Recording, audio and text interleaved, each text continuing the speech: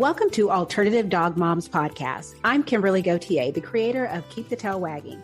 For the past 9 years, I've been blogging about raw feeding, pet wellness, and life as a crazy dog mom.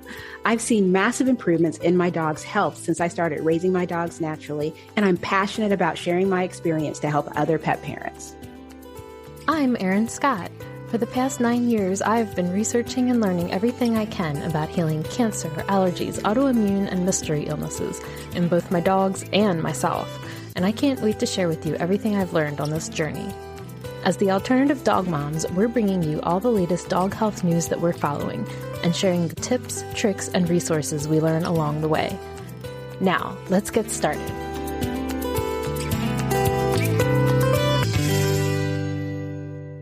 Hello, Kimberly. Hello, Erin. So we are joined today with veterinarian Dr. Jeff Feinman. Welcome. Thank you.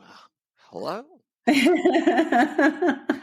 So we're really excited to get to talk to you. And I've heard your name for many years. I actually had consulted with Dr. Christina Chambreau years ago and have always been on her email list. And I think that's where I had first heard about you and your Holistic Actions program.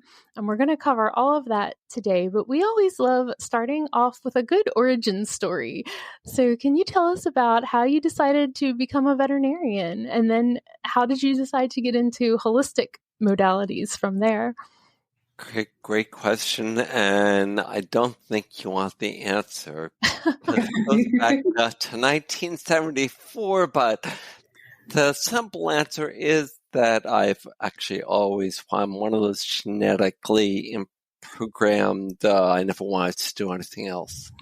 So when I was 5, I knew I wanted to be a vet. My Uncle Izzy takes credit for that because he says, yeah.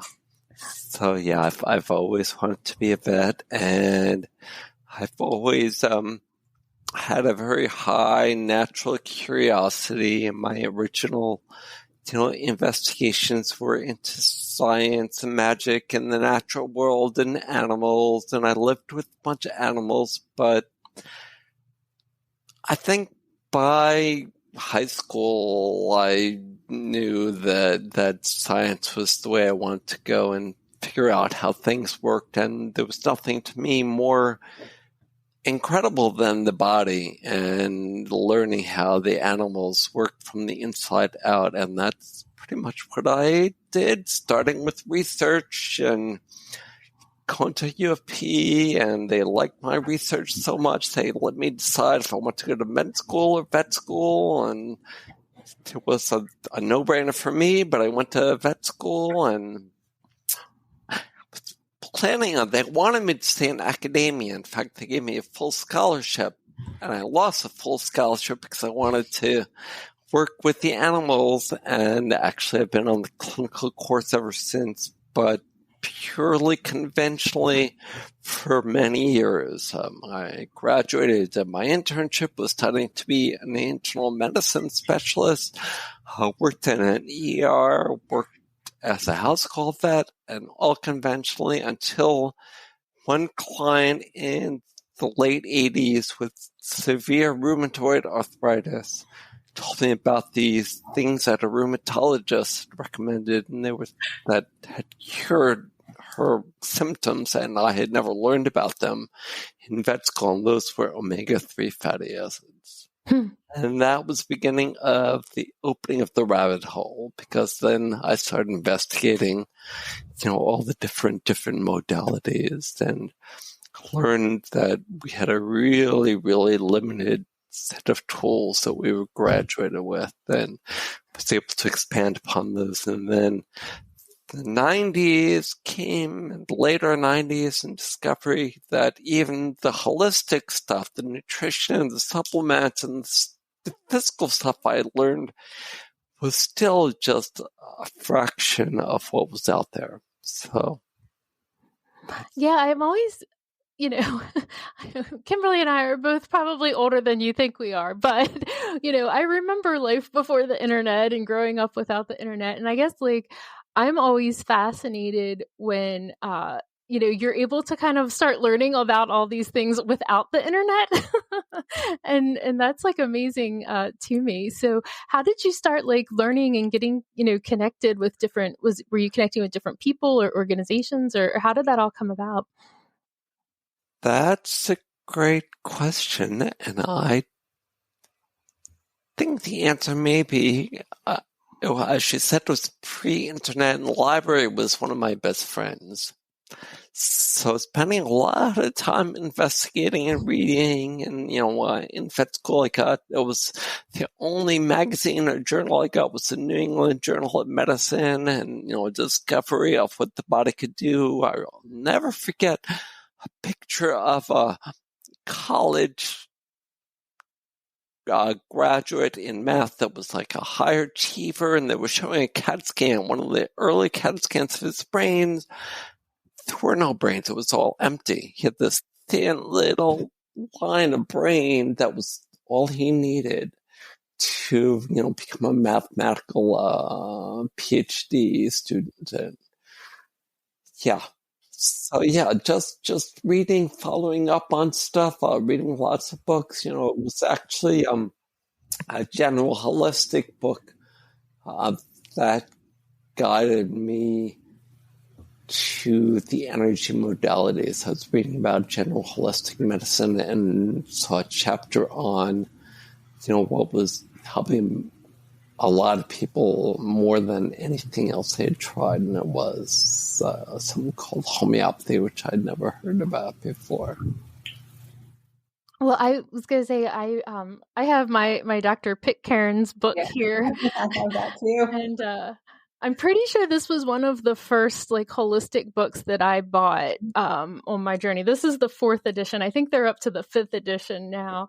And so you actually got to study with him. Is that right? I did. Yes, that is right. And it's an interesting story because I discovered homeopathy on my own through reading. I was experimenting on myself and my dog in the spring, and my own lifelong allergies went away, and I said, wow, there must be something. And lots of stuff improved with my dog, and by that fall, I was studying Dr. Pitcairn and his classes, because that was just the way to practice good medicine in my mind. And that was really my only intent from the beginning, was to be able to practice to the full extent of us being able to learn and practice. We talked a little bit about homeopathy on here before, and I only know like a couple things that I feel really comfortable using, both on myself and for my dogs. And so is it the kind of thing, are there things that it is like, obviously it's never unsafe to use different homeopathic remedies, but like, do we really need to work with someone, or are there like simple things that we can just do ourselves and that's okay? Yeah, that's a great question. And as someone who's gone beyond just using homeopathy in practice, because when I discovered it, that was what I was doing, was it's all about homeopathy. But now it's about the framework of self-healing that homeopathy is all about. But nutrition is all about that. Supplements are about that. But you're supporting the body while it heals, rather than curing that underlying energetic imbalance, which they don't teach us about in vet school. But to answer your question, it depends. And that, by the way, is the answer to every medical question that there is. It depends. So true. It depends on the context. If it's an acute problem, then yeah. Actually, a big reason that HA exists, that holistic actions exist, that pet parents had to empower themselves with homeopathy and other lifestyle things that can activate the healing of the body, like getting them off processed food onto fresh food, which can often be, that's all you have to do, is get them onto a proper diet. What are your thoughts on the homeopathic kits that people can buy? Because I've actually purchased one, but one thing that I've noticed is that, you don't see them. There's where I live, there's two different types of supplement stores. They're the ones that I call them the fake supplements, where it has all the popular stuff, the gummies that for diet weight loss. And, if it has a turmeric supplement, when you look at the ingredients, it's probably about 2% turmeric and the rest is a bunch of fillers. But then there's the natural supplement stores, we have one, Seattle Super Supplements, that I love. And they have a whole homeopathic section that it reminds me of when I was in college and I would just sit in the library all day. I will stand in that aisle for 30 minutes and they'll come by like, can I help you? And I'm like, no, I'm just reading. And because I'm reading every single thing and it's so tempting to buy every single item. But what are your thoughts on those? I love the kits, and I would love it if everybody in America had a kit, because those kits are getting harder to come by. Mm-hmm. The FDA is trying to regulate them away. In fact, a lot of them now are imported, and you are so fortunate to have a store nearby that carries all the remedies. It does. It has all, and they're actually surprisingly affordable. Because actually I haven't been there in a couple of years, so I'm curious to know what they cost right now. But that's what was another thing that surprised me is I thought that, they're not cheap. It's cheaper to get an actual kit than to buy them individually. But you can, if there's specific ones, I have hay fever. Well, I did. I don't really have it so much anymore. But I went and got that. But while I'm standing there, I'm like, well, sometimes I have aches and pains. Sometimes I feel anxious. Sometimes I have trouble sleeping. And before I know, my cart is filled with 15 little remedies. And that's when I decided I'm just going to go ahead and get a kit. So, but it's such a cool thing to, like what you were saying about empowering pet parents. And just one more thing, a couple of years ago, I had a dog. He's since passed, but he was diagnosed with lymphoma. And a veterinarian put together a homeopathic treatment plan for him. And it warmed my heart, because as an accountant by day, I love a checklist. But I created this entire graphic that focused around giving these homeopathic treatments, as well as, what his diet was and other supplements that I added to his diet. And all of these things together helped him live a year and a half longer than what his veterinarian expected him to live.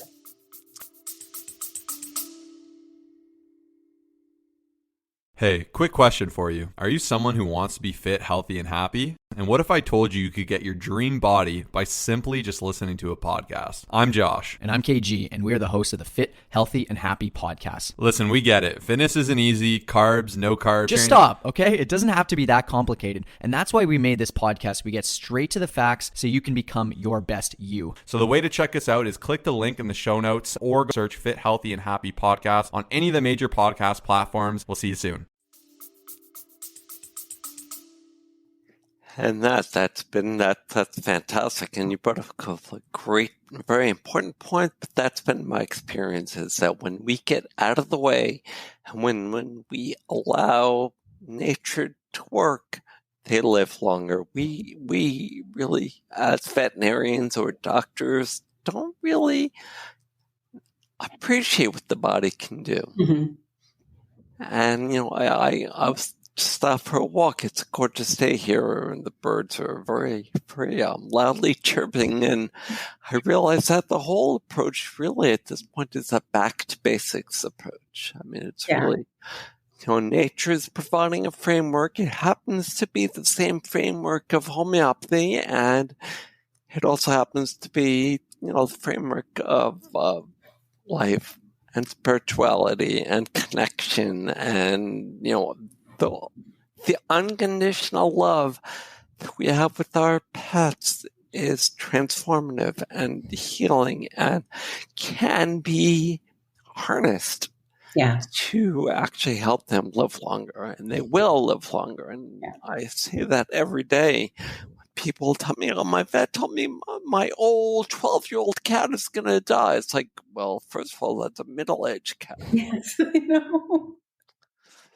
But the reality is that's what we're taught. Yeah. Well, I have an 18-year-old. Is he 8? Yeah, 18-year-old cat. And he's fine. He's absolutely fine. I mean, it's just like people, every now and then someone is like, do you still have that cat? And I'm like, surprisingly, yes. My partner, he's convinced that Cosmo died years ago. And that's just his ghost that's haunting us. Because it's like he doesn't understand why he's still around. What's funny is that Cosmo is my litmus test. He's the one that keeps me from going overboard with my dogs, because the only change I made for him was his diet. I took him off of kibble. I put him on canned. Then I transitioned to raw. He lasted on raw for maybe 2 weeks. And then I transitioned him back to canned and then moved him to freeze dried. And he's been on freeze dried ever since. But I don't give him supplements. I don't, I just let him live his life, and he is fine. He's fine. They're really good at that, living their life in the moment and to the fullest. And there's really only one thing that gets in the way of that, and that's yes, I know. Us, right? Us. Yeah, it's so true. Because it is. It's so easy. I mean, I feel like the internet is such an amazing tool. Social media is such an amazing tool, and I've learned so much over the past decade about raw feeding and just different. I mean, everything that I've learned for my dogs, I've applied to myself. I said earlier that I had hay fever. I grew up with allergies, and I remember for me, I had allergies. I'm old enough to remember before, like when the only allergy medicine was Benadryl. So I just had to suffer during the day when I went to school. It was awful. But today I hardly have allergies, despite the fact that I am surrounded by many of my triggers, but it's because I add functional mushrooms to my diet. And I got that idea because I started doing it for my dogs. And, but yes, there's so much that we can learn. I'm just so impressed with the idea of, I'm curious about how much I would have learned pre the internet. Even though I was always a naturally curious person, it just seems kind of overwhelming, the amount of information that's out there. It's almost problematic. Overwhelm and the anxiety of uncertainty and not knowing what to do because of all these options. Maybe among one of the biggest problems that I see in pet parents is yes.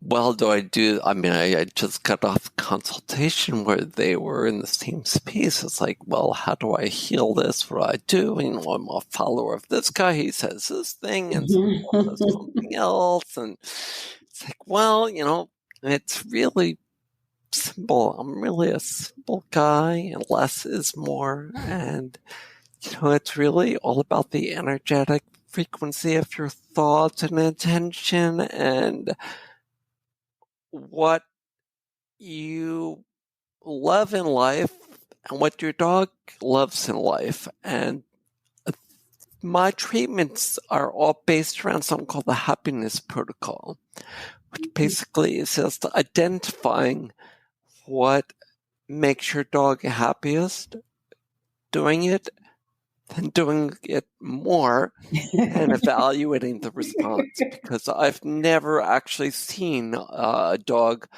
not respond to the happiness protocol. And, what are we looking at? The favorite things in the world?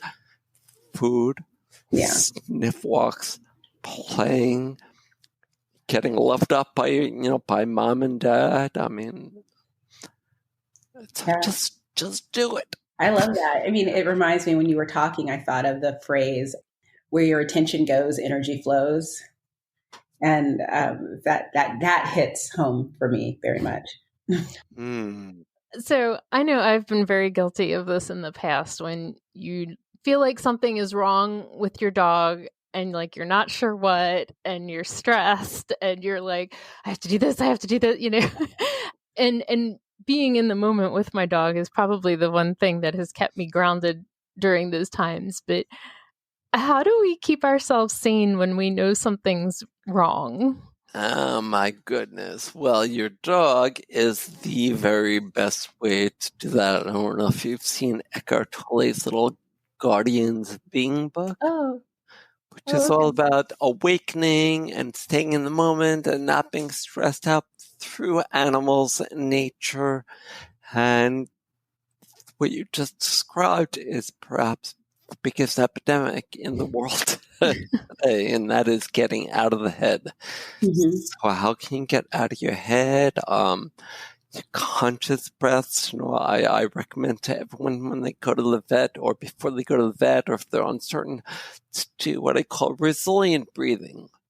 And resilient breathing is you just stand like Wonder Woman, with your hands on your tongue at the tip of the roof of your mouth. Big smile, 5 breaths in, hold it for 5 breaths out, hold it for 5, and do that a couple times, and I'm going to do that. better. And of course, I'm going to do that in front of Johan and just not explain to him what I'm doing. It's really funny watching it, outside the vet office or inside the vet office, for sure.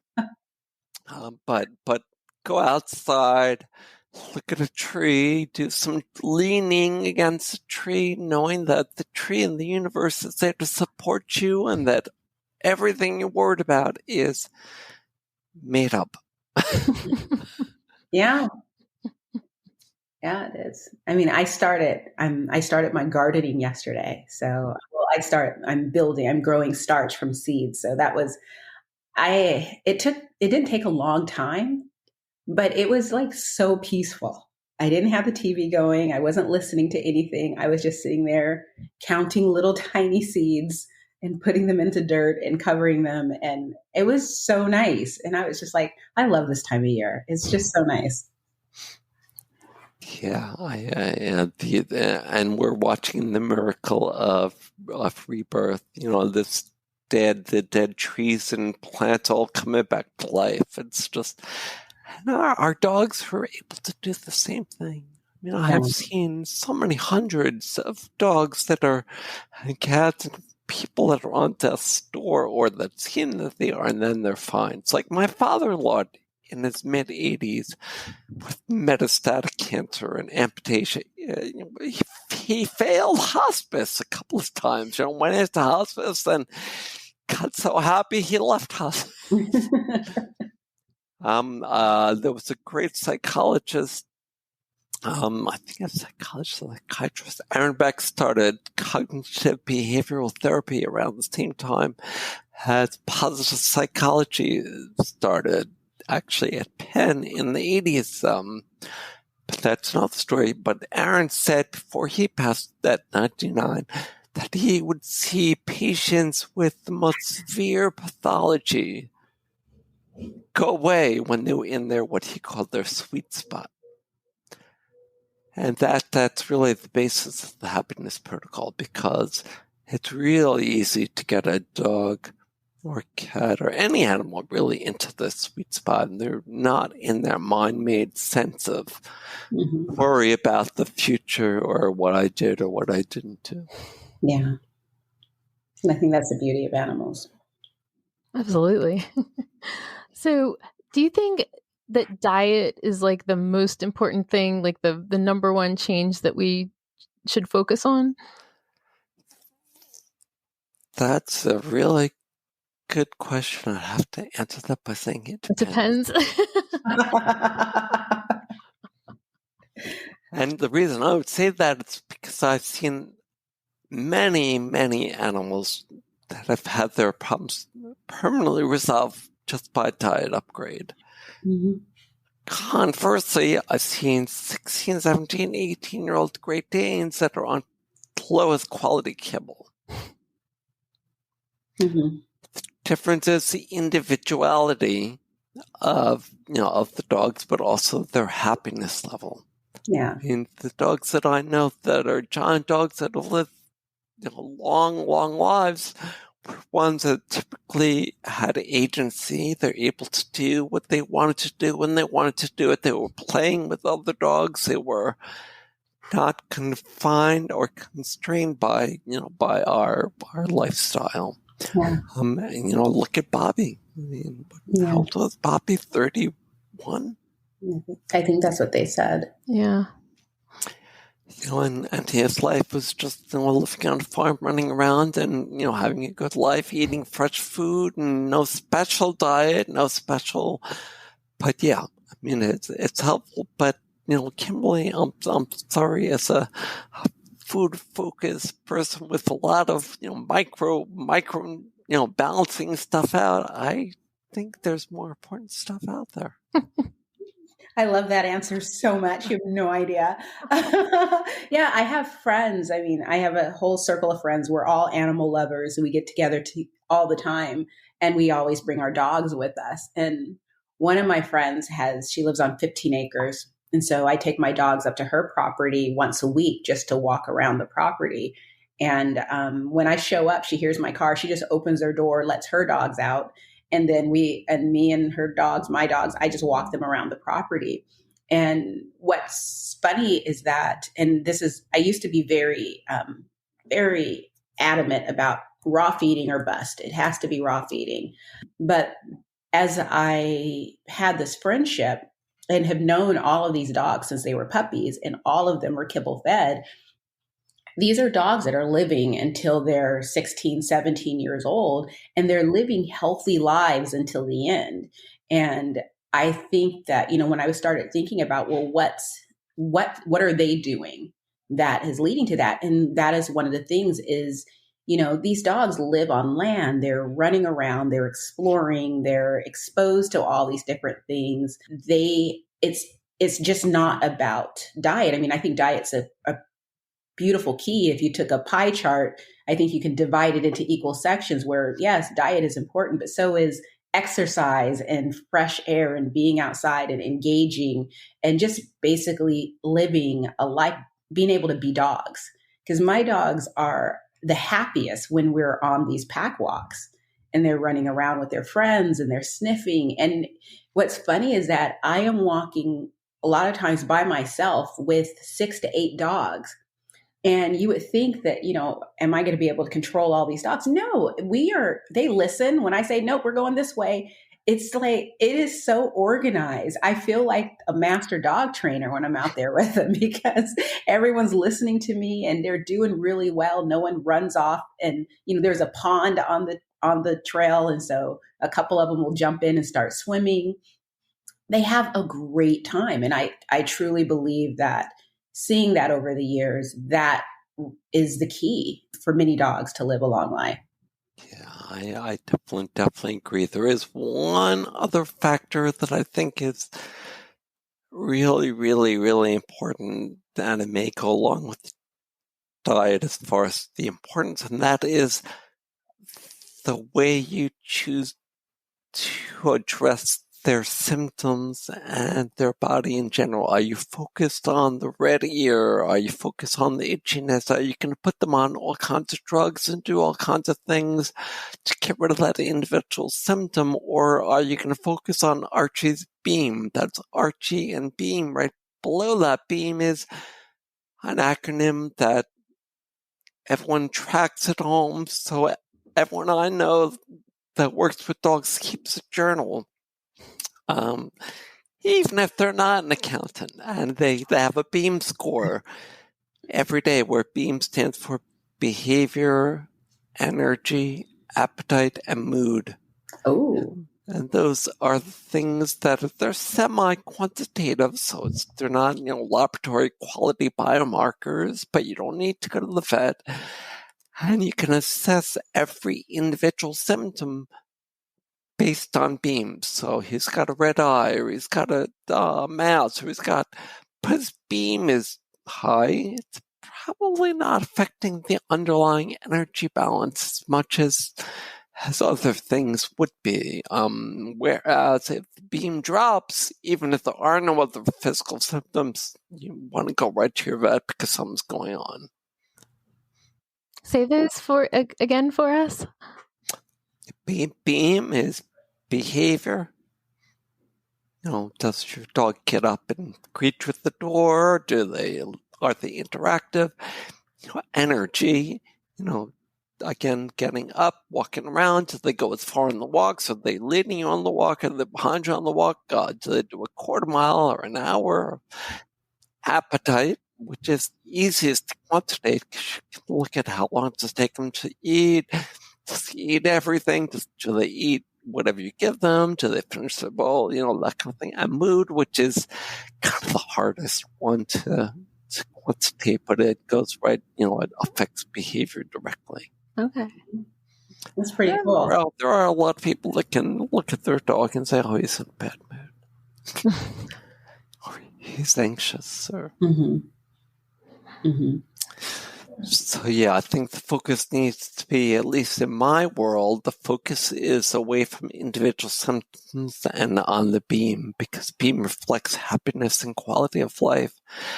The only veterinary, actually it's changing now in the past decade or so, but what used to be the only veterinarians that focus on quality of life were the oncologists.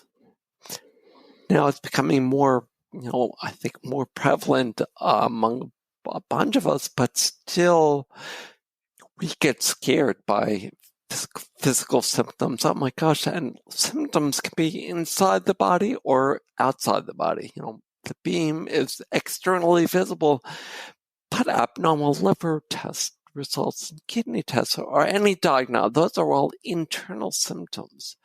So you could have a really good beam and an ALT of 1,000 or something, and that shows that there's still something energetically going on in the body that's affecting the liver. So you need to, at that point, start proactively going forward. And how are you thinking about your dog now? Thinking about your dogs going over the beam? Oh, yeah.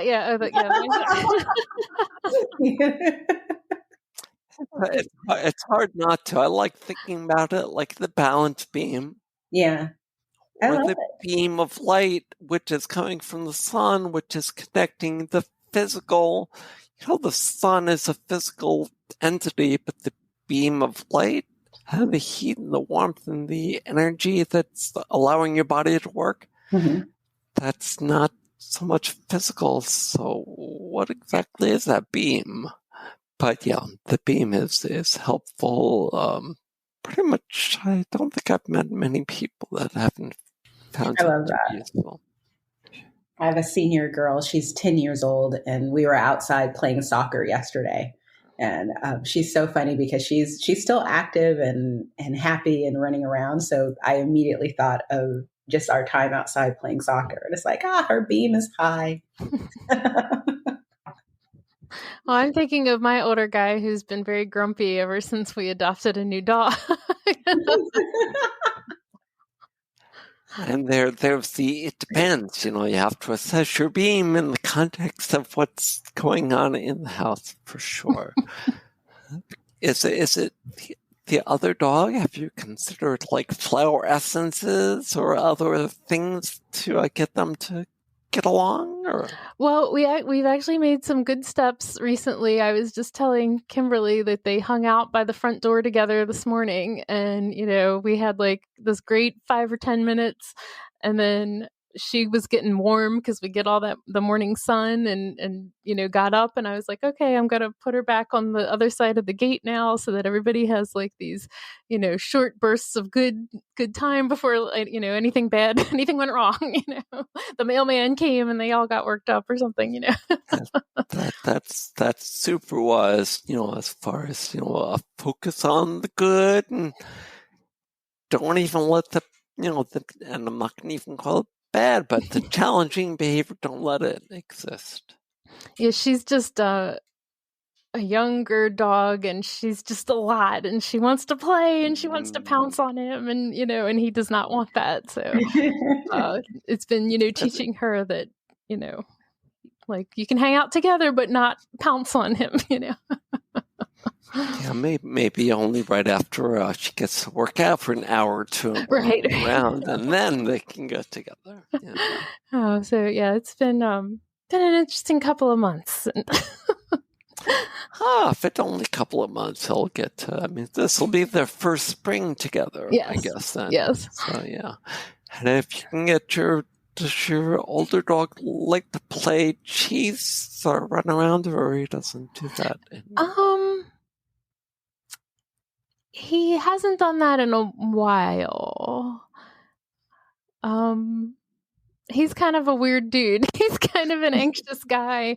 And yeah, he did like to chase our other dog. His best friend, companion dog had passed away last year, and so I feel like he hasn't been quite as playful since we lost her. Yeah. Well, that kind of loss can create what I call an energetic entanglement, like an obstruction. So, like, there are. You asked me earlier about homeopathic remedies for what you guys can do at home, and there are, we call them the 4 awesome A's that definitely everyone should learn. But there's another one for that grief, pet loss. Grief is a big one, and grouchiness and being off ever since the loss of a loved one is one of those situations that you can definitely prescribe for at home on your own. It's like one of the 4 awesome A's is the arnica. Mm-hmm. And you can pretty much never go wrong giving a dog arnica after an injury. Mm-hmm. Well, you can also pretty much never go wrong giving a dog Ignatia after a loss. Okay. But the 4 awesome A's, before I forget to mention them again, are arnica, which is going to help with any injury healing of the body. And I've heard from conventional vets that they're just amazed at the speed that healing can proceed when it's allowed to do so. But arnica, aconite, which is, pure acute fever, cough, that kind of thing. Arsenicum album, diarrhea, vomiting, that kind of thing. And apis, which is a really important emergency remedy. Apis is bees. Okay. So if they get bit by a bee, just give them a dose of apis right afterwards. Okay. On the way to the ER, if you think that you need to go to the ER, for sure. But I've seen a lot of dogs swell up after bee bite. They go right to the ER and give the apis on the way, and when they get there, the ER sends them home. Nice. That'll save you some money. All right. So one of the other ones that I keep on hand, and I'm just curious to get your thoughts with ticks bites. We keep homeopathic Ledum around all the time, and we haven't had to use it a whole lot, but we have used it a couple of times, and we've been very fortunate that we've never had any tick bite illnesses pop up in our dogs. Is that one that you're familiar with too? I am, and a friend of mine who's passed away, unfortunately, came up with the Ledum protocol for ticks and Lyme. I myself have never found it to be useful. I find that Lyme is typically a chronic imbalance that needs to be treated individually. But that being said, I myself had acute Lyme, with a deer tick that I saw bite my thigh and the rash and 105 fever and all the symptoms. Homeopathy directed at me as an individual, not directed at Lyme, but directed to what my body was saying at that moment. I was fine within 2 days. And that was, decades and decades ago. And that was, I said, this couldn't be. This was the beginning of my journey. So I did all the diagnostic tests afterwards to see if it really was Lyme. And actually it was Lyme and I really had a co-infection. Wow. But sure, it's not going to hurt, Erin. I mean, give that Ledum after a tick bite. But research-wise, what I think is even more helpful is if you get a tick bite and there's something like a red rash there, which is just inflammation, but that's also where the Borrelia is beginning to reproduce in the skin and then go throughout the body. So maybe if you pull off a tick and it's red, just spray some Pathway. Pathway is something that kills. It's a natural fruit-based, citrus-based, antiseptic that will kill most of the Borrelia that are there. But basically, as long as you continue to practice good immune optimization, happiness, sunshine, and not worry, and not the big one is not worrying, you can be fine. And definitely, Ledum cannot hurt. Ledum, by the way, is a remedy for punctures. Okay. So what it has been shown to prevent is tetanus. So what can you tell us? I always get confused about like the strength of the remedies and like the numbers. And I feel like it's like counterintuitive to like how strong things are or not. What should we know about the strengths and the numbers? Thank you for asking, because you're right, it is kind of, it's confusing. There's a couple of potency scales, but in general, you can find 6C and 30C available in the store, and those are potencies that, I think anyone can play with. But you can order from Amazon. I mean, I just spoke with someone who had an Arnica 10M. It goes 30C, 200C, 1M, 10M, so it's a pretty high potency. And they were using it, they actually used it after a dog bite injury. Their dog got attacked by another dog in a dog park, and the other dog broke his leg. Oh my. Yeah, one of the fun parts of dog park. Yeah, I have like we will never go to a dog park. Well, that's why I go to my friend's property for pack walks. It's like, I know they all get along. Yeah, it's not even the dogs. It's the dogs, the owners. Right. I usually just call them guardians, but these are not even guardians. These are owners. These people, their dogs are just, they're dogs. Yeah. Yeah. We have a dog park in our town. It's actually a really nice dog park. And since I work from home, in the summertime, I do take my dogs there during the day because usually we're the only dogs there. Or maybe there might be one or two other dogs. And that's easy to manage. But before we go, it's in the middle of a huge field. So I walk the field first so I can get a sense of who's at the park and what's the energy like. And, if it's too crowded, we don't go in. But, I've learned that it's pointless to ask questions. Like last year, a dog bit Apollo. Apollo's my husky golden mix. And he's my big, gigantic 80-pound love monkey. And he went over to say hi to a dog or say hi to a person, and the dog was protective and bit him. And he comes back to me and just sits next to me like really closely. And I'm like, it's okay, we can leave.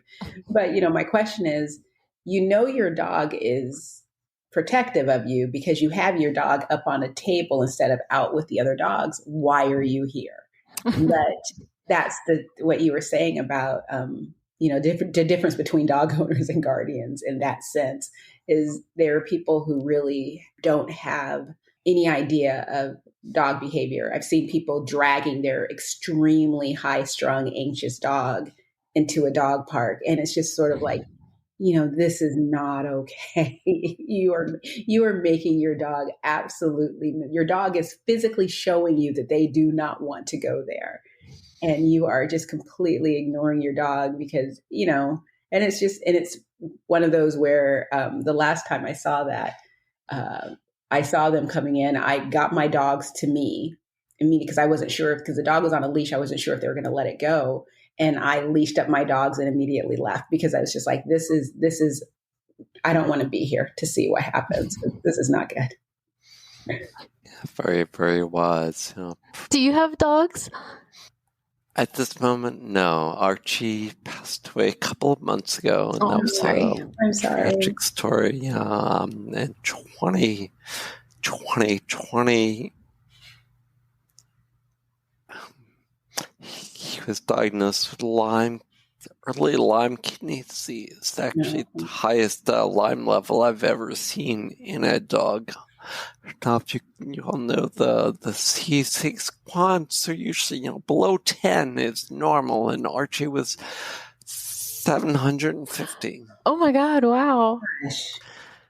And his kidneys were going in. It's a bad disease, so I kind of knew at that point that that we were not going to be happy for long. But that's when Archie taught me the happiness protocol. So I spent all day, every day, doing whatever made him happiest. And I was very fortunate that he was the most food-motivated dog I've ever seen. So he got Happy Meals every 2 hours for months. And in between his Happy Meals, I'm just reaching down here. Do you guys have these snuffle mats? Yes. He would use a snuffle mat with a freeze-dried heart in it, like often. Within a couple of months, his Lyme and his kidneys were all normalizing. Wow! And that was again 2020.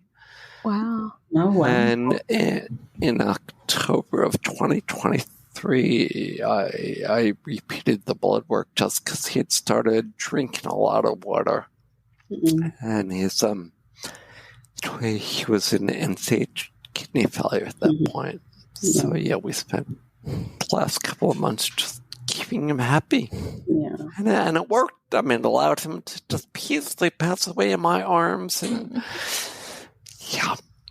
but it was my wife's worst birthday ever. Oh no! Well, he died the day after her birthday. Oh. Tell your wife I can totally. I got a puppy for my birthday. This was years and years ago. I got a puppy for my birthday, and the puppy died a week later of parvo. They started, it was awful. I got a puppy, and her name was Riley, and she started showing symptoms on the weekend, and she didn't get better. And she passed away. She just got worse and worse, and she passed away a week later. And it was, it kind of just ruins the birthday for a few years. It just kind of blows. But it sounds really amazing that you had over 3 years together after that initial concern. I mean, that sounds amazing. Well, thank you, because, I was really happy, and it's a disease that has a prognosis usually of a couple of months. Yeah, that's what I was saying. Thinking about Rainey, was a patient in ICU in kidney failure and high Lyme and heart disease, and she also lived for years after that. Again, this just goes back to we do not appreciate the miracle of the body. Yeah. And so I know that you have this wonderful membership community that I'm always reading the emails about, the Holistic Actions. Can you tell us about that? Sure, thanks for asking. HA is just the platform. It's not worldwide. We're pet parents learning what we're talking about.